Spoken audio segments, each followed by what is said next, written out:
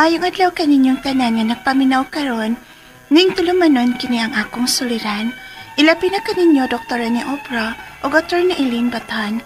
Ingon man, sa mga artista nga makatag o kinapuhi ning akong suwat suliran. Itago lang ko ninyo sa pangan nga Jel. Mag 13 anyos pa ko. Ayan na lang po isulti ang akong address kay makadungog unyang akong papa. Punto legal o problema sa among pamilya kining akong suliran. Milayas manggod ang among mama o ako may kipaso sa akong papa. Aron ninyong hisabtan, ingon inang mga paghitabo.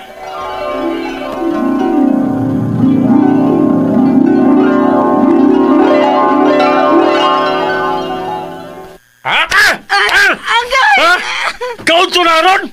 Huwag ka pa kalungan! Asa may ako lungagon nga waman tay bugas? Nagpaabot gani minimong maabot kay basig makadakag bugas. Tupag ka pa yan! Managpamanggod ka. Wasin kay diskarte na! Huwag kay diskarte pag-asawa! Kung wata ako dirisbay!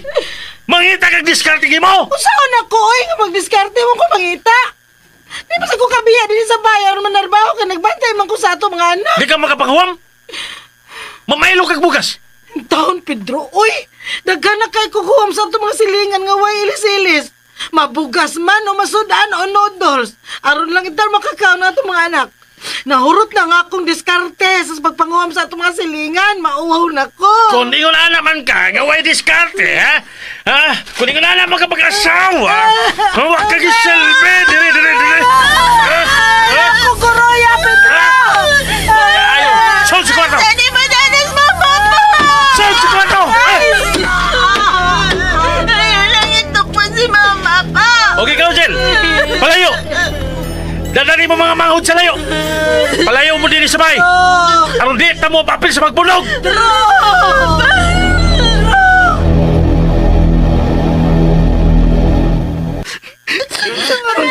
Mama, si Mama, Ate Jel. Ambot lang to, Ricky, uy. Klara yun tayo, kibunog na rin mayo ni Papa si Mama. Malito yung papa, eh. Sige, anan niya pula to si Mama. Kaluhan ni Mama, paminaw. Ma! Pagkailangan na kita!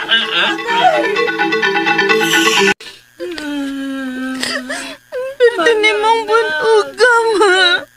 Natuto pang imo nga bilog dagang tuko.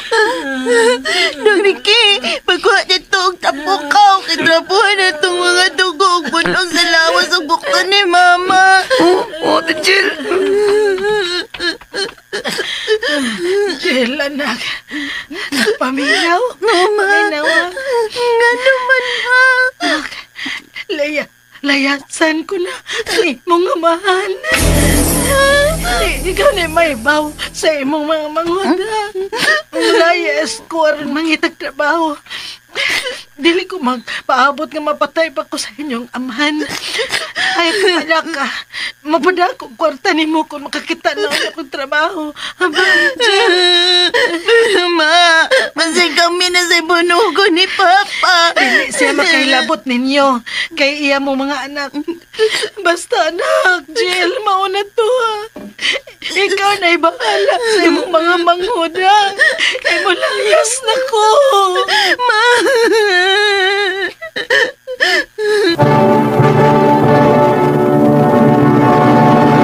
Recorded by Orat.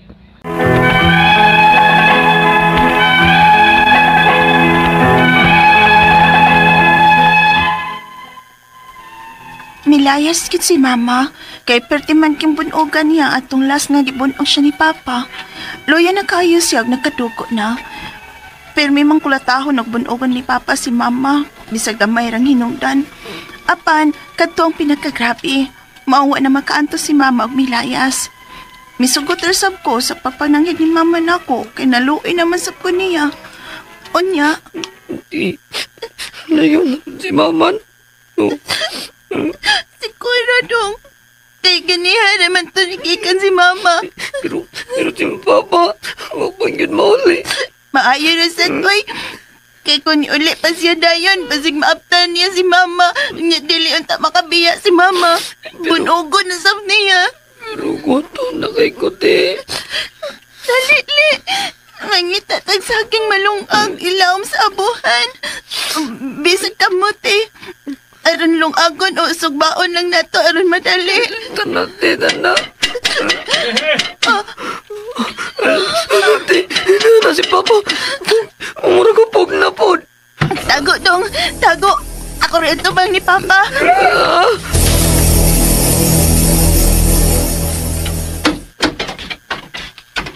Pa? Ano, ikaw ay nayable.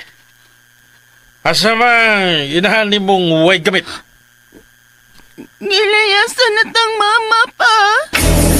Usa gilayasan. Asa milayas? Ko kaibaw. Mangita man ko na siyang trabaho. Ang pasakit namang pagunit na ko pa. Pero huwag man yung mapugi. Kasato pa rin. Ikaw ang nakaigod nilayas si mong inahan. Dili, manggod ikaw pa, oy. Kaya mo sa gibunog. Ikaw na kaigod nilayas si mong mama. Gay, wala mo pugi. Ha? Asa sa bunal, eh? Saan mong bunal pa?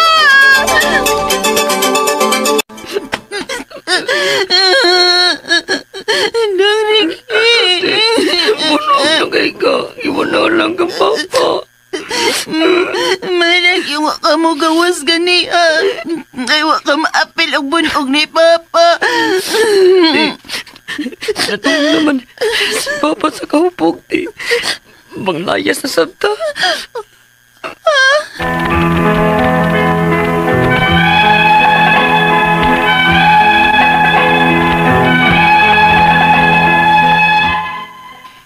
Niya paghihapon mi sa among bahay ug matagbi sa kamay nga sipyat namo.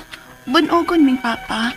Ilabi na ko kay ako ang kanunay basolo ni Papa nga milaya si Mama. Ang ako mga pangutana mao kining mosunod.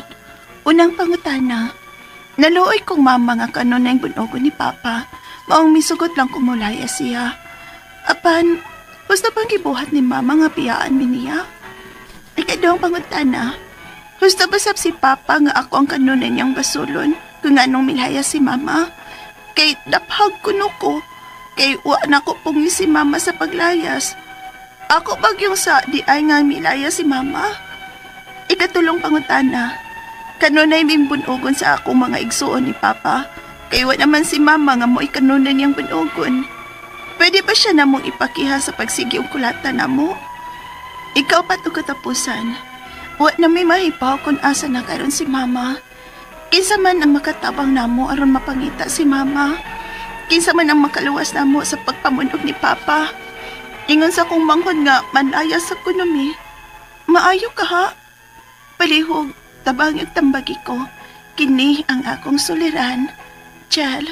Maayong adlaw mga suking tigpaminaw, kini si Attorney Elaine Bathan. Kinisab si Dr. Rene Obra. Karong adlaw, kami gihapon guys, ako ang partner ang muhatag ninyog tambag, tubag, solusyon, kalinawan sa inyong mga pangutanag, mga problemang may punto legal. Punto medical, psychological, emotional, behavioral o mga problema sa mga ginadiling drugas. Di na gyud nato dugayon, di sa ta magduha-duha, di ta maulaw or maikog, ipadala ng inyong mga suwat sa suliran_612@yahoo.com Or sa atong Facebook account, kini ang akong suliran, official writer's page. Og mahimo ra gyud gihapon ninyong ipadala sa 3rd floor, Jose R. Martinez Building, Osmeña Boulevard, Cebu City. Yes. Lain-lain gyud na og klase-klaseng pamaagi guys kung saan yung pagpadala ang inyong suwat ug mga suliran diri namo. First come first serve ang gyud di taman luod, di ma-hurt, di masuko, di malain, paabuta lang gyud ang inyong suwat ha. Yes. Amo pa nang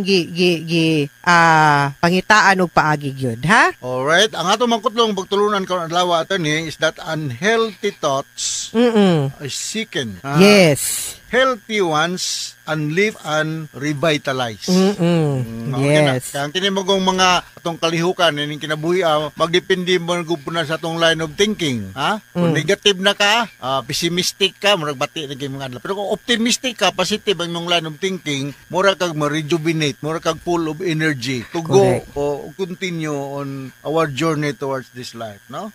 Okay. So ang atong kisama itong i-greet rong mga panahon na mayang pagpaminaw dahil diha ni Kapitan Clay Napalan diha sa Barangay Tampong, Sugod, Southern Leyte. Bagor mo kung ni uli ato niya magpag-greet man ni sila, no? Umuadto ko, magkita mi. Yes. O mga taga Pintuyan, Southern Leyte, si Boy Molina, Ronnie Escabarte, Lindon Dolyaga, Remove Dolyaga, Jeffrey Castañares, ang mga silingan ng lugar niya, no, ni Engineer Marieta Castañares, ug si Bobby Petincel diya sa Liluan, Mayor Chong ug Vice Mayor Chong diya sa Liluan, Southern Leyte, mga Chua family, si Longlong ug si Rosbet ug si Ubit Malubay sa Lalila. Maadjong pagpaminaw. Yes. And unsa ato ang lesson for today? Mao to, unhealthy thoughts sickens, healthy ones uplift and revitalize. Letter sender si Jel. Ang atong letter sender si Jel, 13 years old. Bata pa kay ni si Jel, no?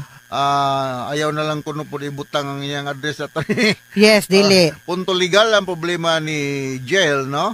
Kay nilayas manggod ang ilang mama ko, no? Ug unsa ra to? Ug may gisabot sa akong papa aron lang basta kay about kini sa iyang problema sa mama ug papa attorney, no? Oo, so yes, unsa yang unang pangutana? Unang pangutana ni Jel, naluoy kong mama nga kanunay bunugo ni papa.